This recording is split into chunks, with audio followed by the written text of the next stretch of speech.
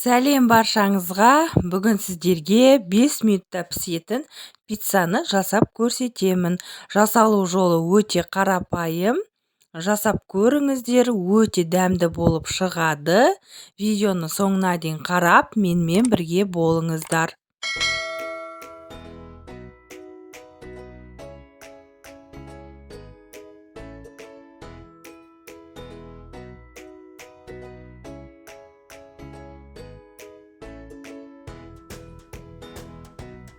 Ең алдымен пиццамызды дайындау үшін қамырына керек заттарымызды дайындап аламыз.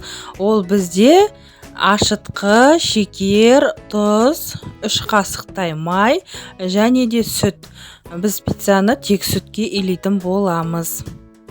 Осы сүтімізге керегінше електен өткізілген ұнымызды қосып, қатты емес, жұмсақ емес, орташа қылып қамырды илеп аламыз.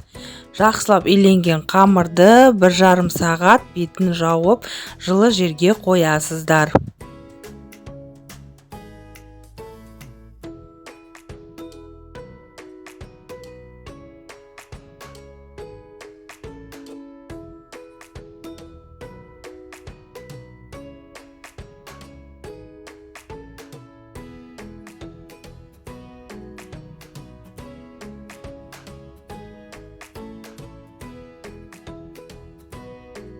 Бізге қажет заттың барлығын описанияда қалдырамын.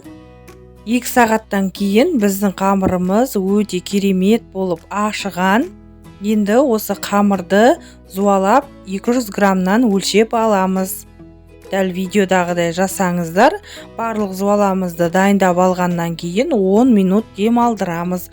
Осы аралықта бізге қажет заттың барлығын дайындап алуымыз керек.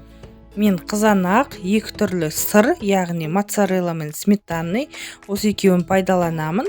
Колбаса қоссаңыздар да болады, яғни үйіңізде не бар, соны қосып пицца жасай беріңіздер. Соусты алдын ала дайындап қойдым.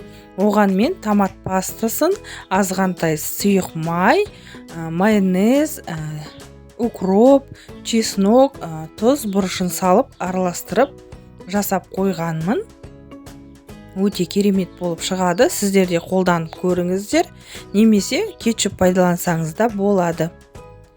Тынған қамырымызды жұп-жұқа қылып жайып алып, алдын ала майланған формаға орналастырамыз.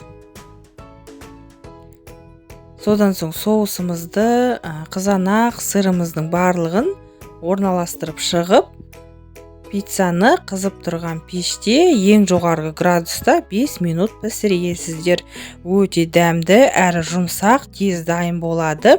Жасап көруге кеңес беремін. Сіздермен бірге болған Салтанат. Назарларыңызға рахмет. Астарыңыз дәмді болсын. Егер видеоны соңына дейін қарасаңыз, менің арнама тіркелуді ұмытпаңыздар.